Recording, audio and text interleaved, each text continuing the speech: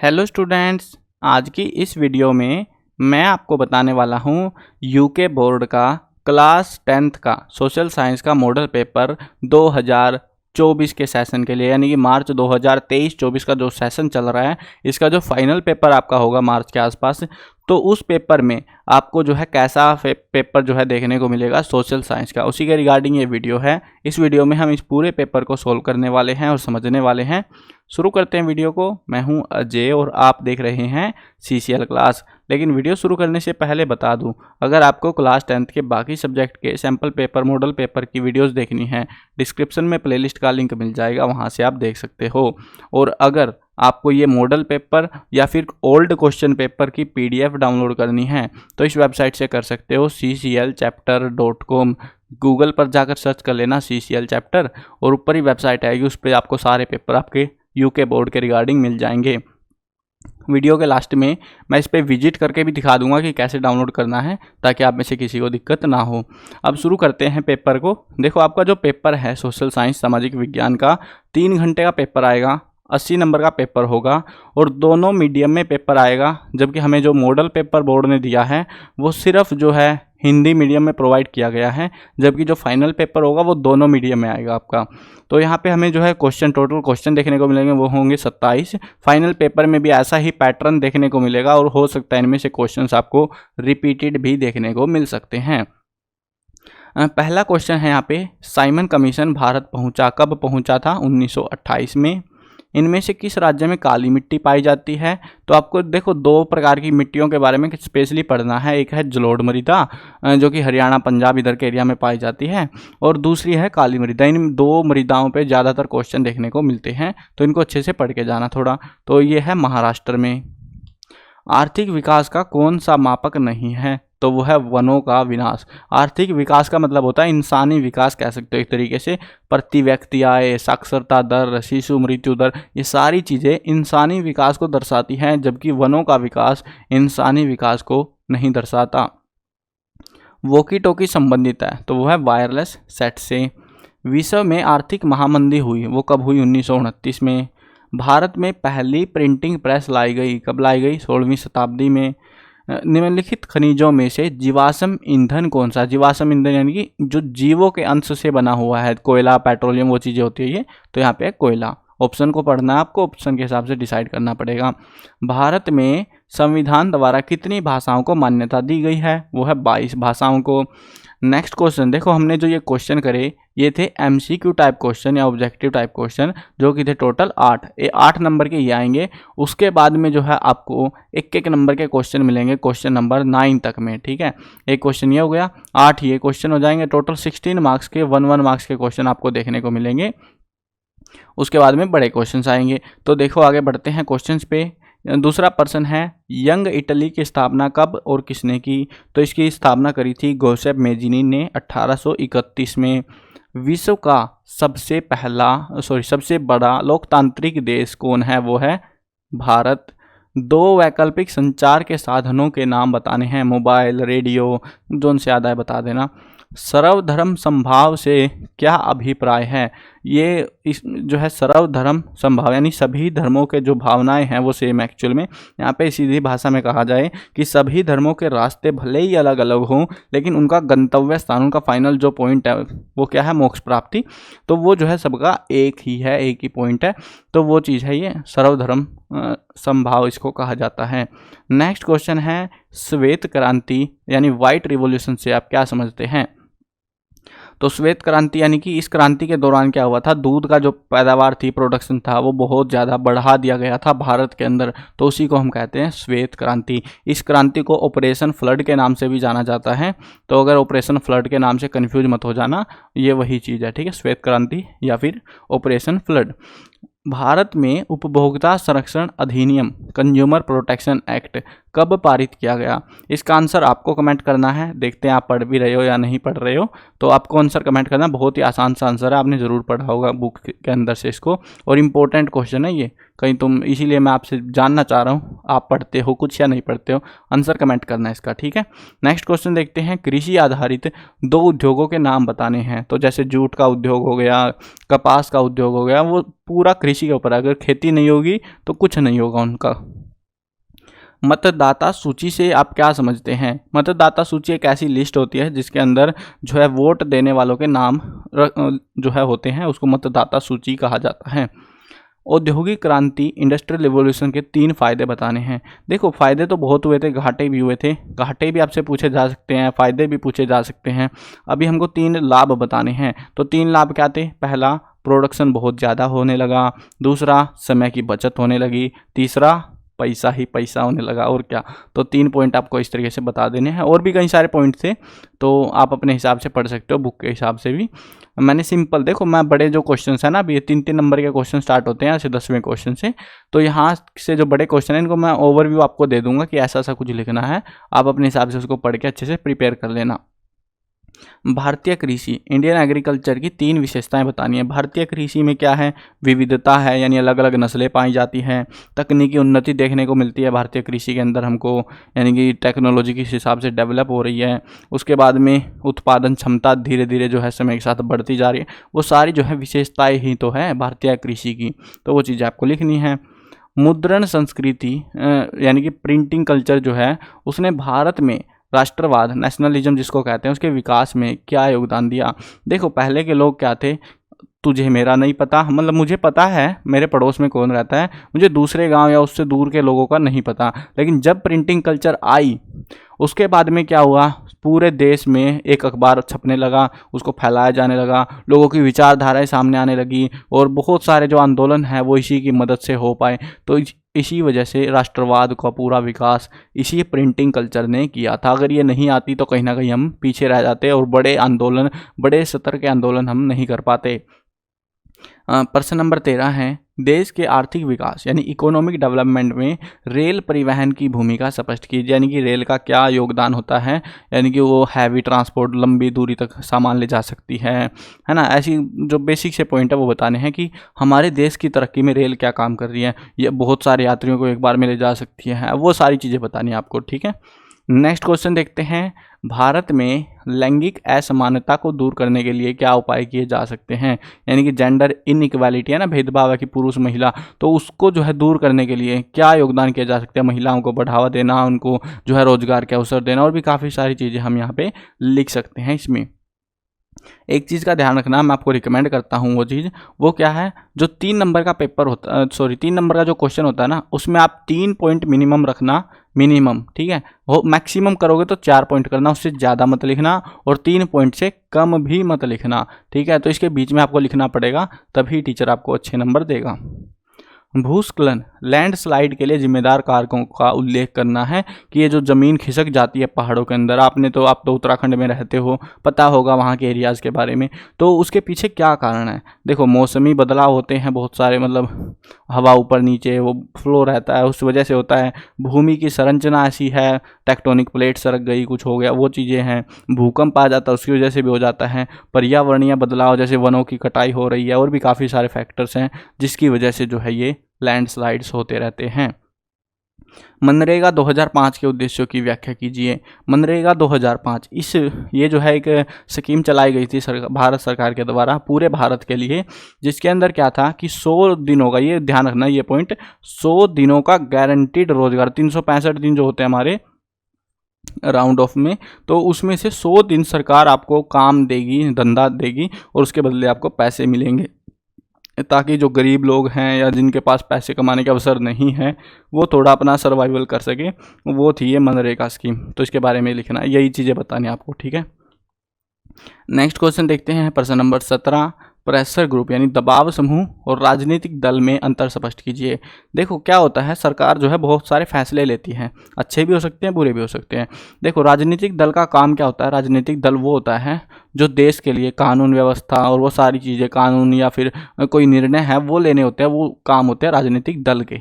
दबाव समूह क्या करता है, अगर इनका राजनीतिक दल का फैसला गलत है तो उसके ऊपर दबाव बनाता है। जैसे आंदोलन होते हैं ना, आंदोलनों में सरकार पे दबाव बनाया जाता है, तो वो होते हैं प्रेशर ग्रुप, दबाव समूह उनको कहा जाता है, जो सरकार के गलत फैसले के विरोध पे काम करते हैं या उनको सरकार पे दबाव बना के फैसले को बदलवाते हैं कि ये गलत है, ये है, वो चीज़ होती है। ठीक है, उस हिसाब से आपको पॉइंट बना के लिखने हैं। डिटेल में पढ़ लेना, बहुत काम के क्वेश्चन हैं।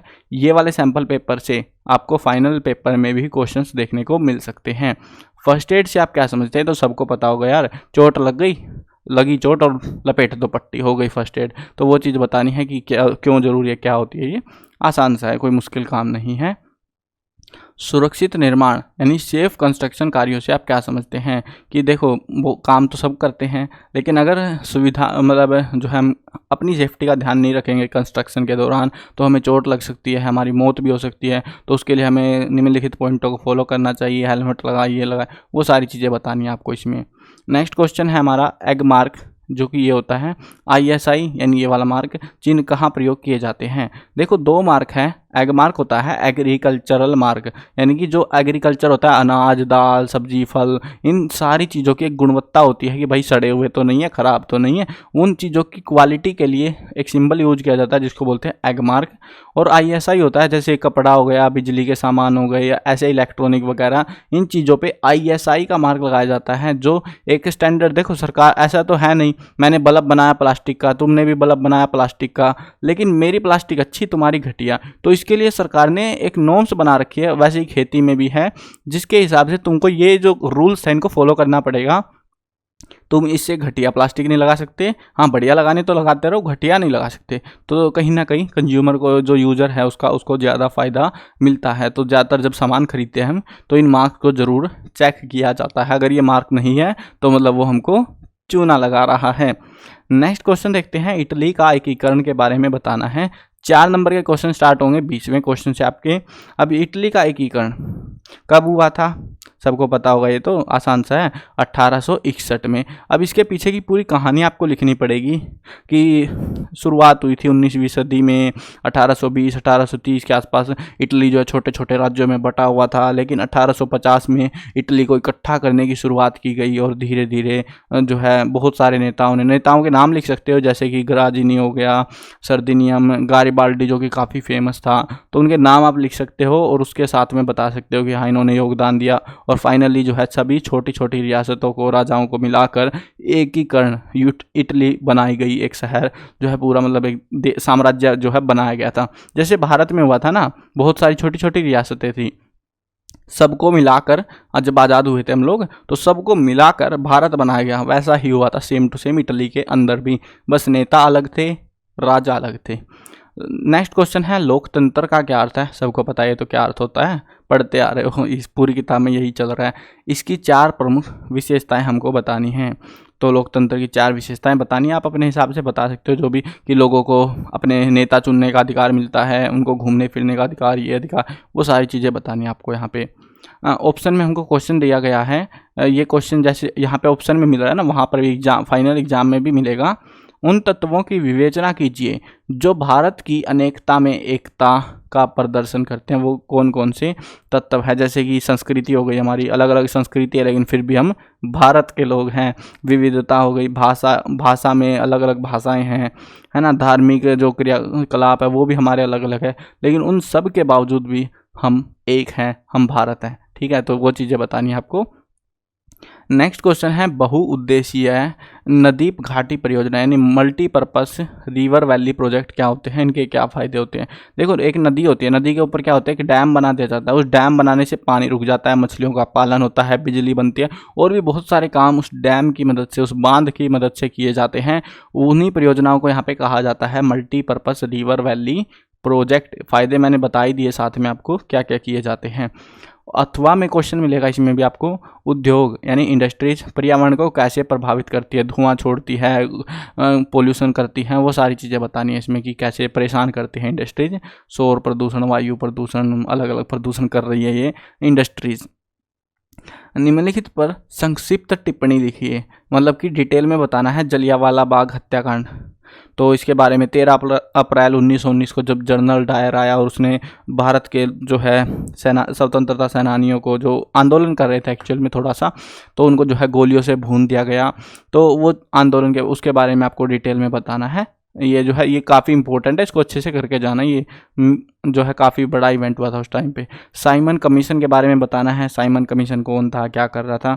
ये जो है साइमन कमीशन 1928 में आया था। इसका मकसद क्या था कि भारत के जो लोग हैं, जो भी हैं, उनको समझो और उसके बाद में उनके हित में फैसले लेना। लेकिन हित में फैसले लेने की बजाय यहाँ पे गड़बड़ ये हुई कि जितने इसमें अधिकारी थे सारे के सारे अंग्रेज थे, तो वो हमारे हित में फैसले लेने की बजाय किसी और के हित में ले रहे थे, जो कि गड़बड़ थी और फिर इसका विरोध शुरू हो गया था। नेक्स्ट क्वेश्चन है वस्तु विनिमय बार्टिंग सिस्टम से आप क्या समझते हैं? इसकी प्रमुख कठिनाइयों का वर्णन कीजिए। बार्टिंग सिस्टम, देखो पहले के टाइम पे ये चीज़ कॉमन थी, अब बदल गई है थोड़ी सी।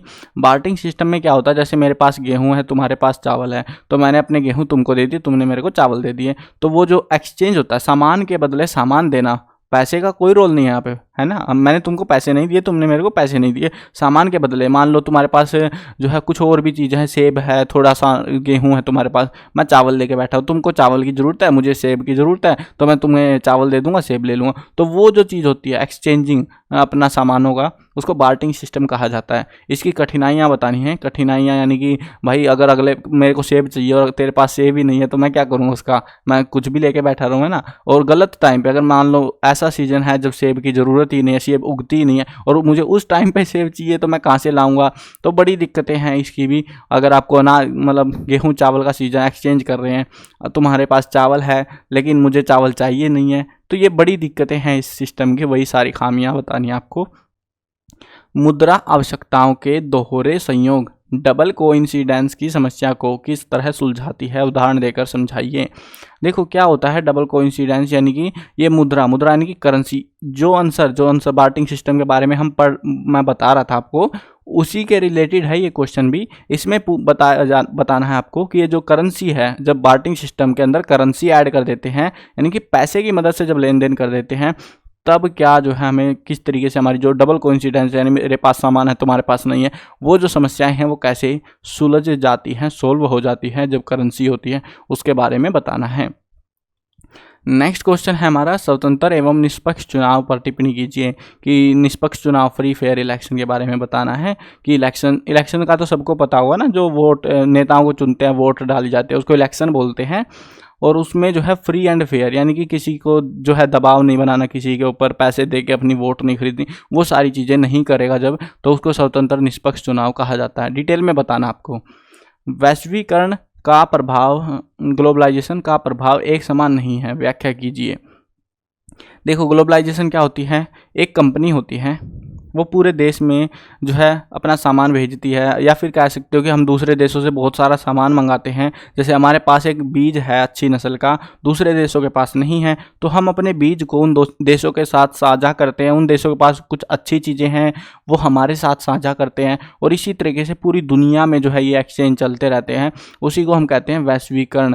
तो वो एक समान नहीं है, क्योंकि भाई देखो होता क्या है, जहाँ पर जो है कनेक्शंस ज़्यादा होते हैं, जैसे भारत के अंदर देखें तो मुंबई पोर्ट हो गया, चेन्नई पोर्ट हो गया, उधर के आसपास ज़्यादा सामान आता है ना, गुजरात पोर्ट पे भी आता है। लेकिन अगर हम बात करें उत्तराखंड की, हिमाचल की, हरियाणा की, इधर के इलाके में उनका सामान कम आता है। क्यों कम आता है? क्योंकि वहाँ पर हमारा डायरेक्ट जो है वो कॉन्टैक्ट नहीं है। तो वही चीज़ हमको यहाँ पे एक्सप्लेन आउट करनी है कि वो प्रभाव जो है, वो असर जो है उधर तो देखने को मिलेगा, इधर तक पहुँचते पहुँचेगा, तो वो एक समान नहीं है। वही चीज़ें हमको एक्सप्लेन करनी है। बहुराष्ट्रीय कंपनी एमएनसी से क्या आशय है? यानी कि एमएनसी मल्टीनेशनल कंपनियां होती हैं जो कि पूरी दुनिया के अंदर अपनी ब्रांचें खोल के बैठी रहती हैं। जैसे गूगल हो गया, गूगल अमेरिका की कंपनी है, लेकिन भारत में या बाकी सारे देशों में लगभग ये जो है चल रही है, ये काम कर रही है। तो क्या हो गई? MNC company. Coca Cola, Pepsi, ऐसी बहुत सारी कंपनियां हैं जो दुनिया भर के अंदर अपनी ब्रांच खोल के बैठी है और अपना सामान बेच रही हैं।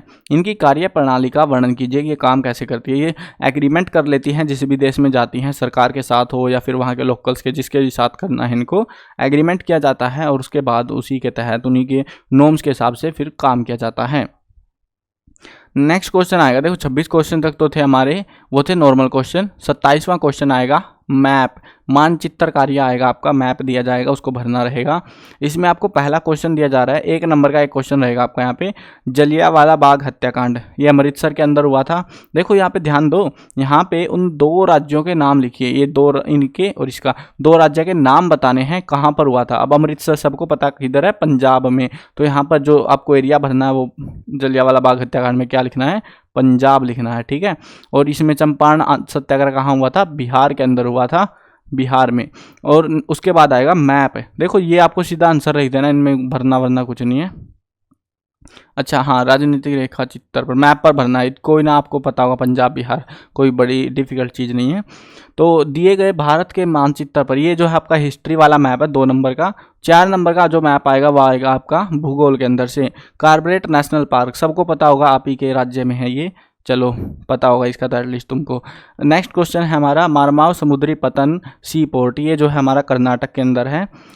उसके बाद में है मथुरा तेल शोधनशाला, मथुरा के अंदर है। मथुरा हमारी जो है दिल्ली जो है ना, दिल्ली का तो पता होगा, आसान सी है वो, उसके जस्ट नीचे सी है मथुरा, यूपी के अंदर, उत्तर प्रदेश के अंदर।